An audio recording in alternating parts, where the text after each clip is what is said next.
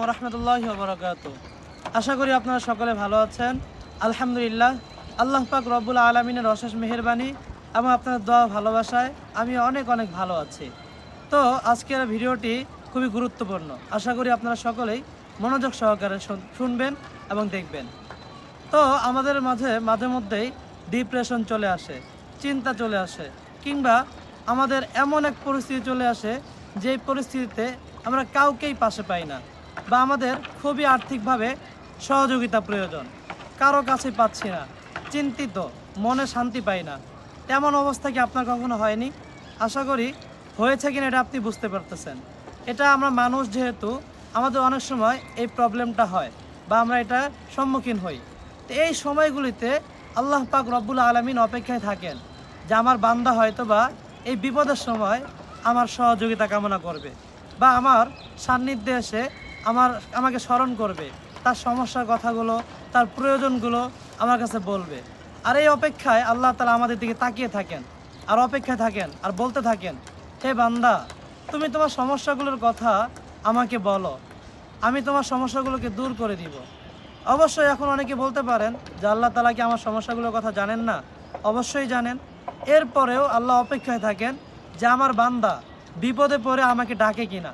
যখন কোনো বান্দা বিপদে পড়ে আল্লাহকে ডাকে, তখন আল্লাহ তাআলা খুশি হন এবং খুব আগ্রহের সহিত তার ডাকে সাড়া দেন, এবং তার যে সমস্যাটা, সেই সমস্যাটাকে অতি দ্রুত দূর করে দেওয়ার জন্য আল্লাহ তাআলা ফেরেশতাদেরকে অনুমতি দেন কিংবা আদেশ করেন। তো আমরা বড়ই বোকা, যে আল্লাহ আমাদেরকে বানালেন, যে আল্লাহ আমাদের জন্য দেওয়ার জন্য প্রস্তুত, আমাদেরকে দেওয়ার জন্য প্রস্তুত, আমরা শুধু চাওয়াটাই বাকি। তো আমরা সেই আল্লাহ তাআলার নিকটই চাই না, বা আমাদের অবস্থার কথা তার নিকট পেশ করি না। আমরা বিপদে পড়লেই দুনিয়ার মানুষের কাছে গিয়ে হাত পাতি, একজনের কাছে না পেলে আরেকজনের কাছে যাই। এভাবে 10 জন 20 জন এক পর্যায়ে গিয়ে আমরা যারা সুদের ব্যবসা করে তাদের কাছে গিয়ে সহযোগিতা কামনা করি। যারা আল্লাহ তাআলার সাথে শিরক করে, আল্লাহ তাআলার আদেশ, আল্লাহ তাআলার আইন, আল্লাহ তাআলার বিধানকে অমান্য করে, আমরা তাদের সম্মুখীন হই এবং তাদের থেকে সহযোগিতা কামনা করি। আর তাদের থেকে সহযোগিতা পেয়ে আমরা মনে করি যে আমরা বিপদ থেকে মুক্তি পেয়ে গেছি। আসলে কিন্তু তা নয়। এটা বিপদ থেকে মুক্তি নয়, বরং আমরা নিজেদের উপর আরও বিপদ টেনে আনতেছি। কেননা যে মানুষগুলো আপনার বিপদের সময় সুদের টাকা দিচ্ছে, বা আপনি মনে করতেছেন যে সুদ দেখ আর যাই দেখ, আমার বিপদের সময় তো আমি তাকে কাছে পেয়েছি। আসলে মনে রাখবেন যে আমরা যখন কোনো গুনাহ করি, তখন শয়তান সেই গুনাহটাকে সহজ করে দেয়। এখন এটাও বলতে পারেন যে শয়তান কিভাবে পারবে, আল্লাহ তাআলা যদি সহজ না করে। ইবলিস আল্লাহ তাআলার কাছে এই অনুমতিটা নিয়ে এসেছিলেন যে আল্লাহ, আমাকে এমন শক্তি দাও যে আমি প্রতিটা মানুষের পশমের গোড়ায় থাকতে যেতে পারি আর মানুষকে ধোঁকা দিতে পারি।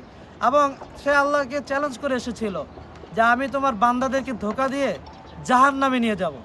আর আল্লাহ তাআলা তখন সেই ইবলিসকে বলেছিল যে তোমাকে আমি এই অধিকার দিলাম, এই শক্তি দিলাম, তবে এটাও মনে রেখো, আমার বান্দা যদি গুনাহ করতে করতে শেষ পর্যায়ে গিয়ে আমাকে আল্লাহ বলে ডাক দেয় আর বলে যে আমি ভুল করেছি, আমি সঙ্গে সঙ্গে সেই বান্দার সকল গুনাহগুলোকে মাফ করে দিব। তো এই যে ইবলিস, সেই ইবলিসই কিন্তু আমাদেরকে যেভাবেই হোক আল্লাহ তাআলার স্মরণ থেকে দূরে সরিয়ে আমাদেরকে এই সুদের দিকে, ঘুষের দিকে, দুনিয়াবি জিনিসের দিকেই আমাদেরকে নিয়ে যায়। কিন্তু আমাদের উচিত, আমাদের মুসলিম হিসেবে আমাদের ইমানি দায়িত্ব যে আমাদের যখন ডিপ্রেশন আসবে বা বিপদ আসবে, মুসিবত আসবে, জরুরত হবে, তখন একমাত্র নামাজের মাধ্যমে এবং ধৈর্যের মাধ্যমে আল্লাহ তাআলার নিকট সাহায্য কামনা করা।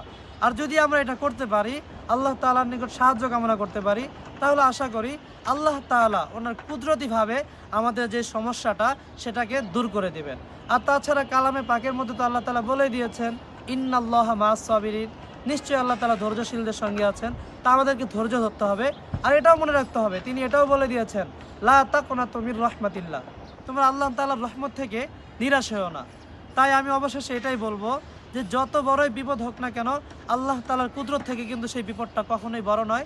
তাই বিপদে হোক, ডিপ্রেশনের সময় হোক, সর্ব অবস্থায় আমরা আল্লাহ তাআলার নিকট সাহায্য কামনা করব এবং একমাত্র আল্লাহ তাআলার নিকটই মোতানাক্য হইব এবং আল্লাহ তাআলার নিকটই মুখাপেক্ষী হব। আল্লাহ তাআলা আমাদেরকে সঠিক বুঝ দান করুন। আমিন।